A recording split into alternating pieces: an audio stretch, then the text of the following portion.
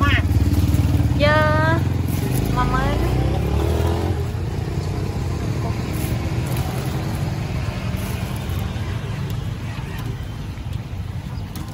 tầm mà sáu hay dừng đại chân ngon không? Dạ, không ngồi mấy hai ngầm.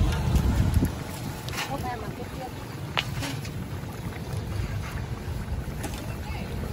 Rau krương kêu rồi lo cái gì đó còn cho thấy nó à phần này.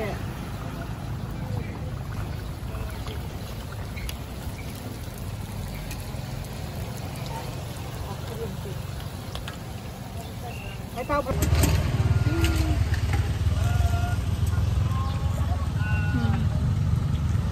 Hiền.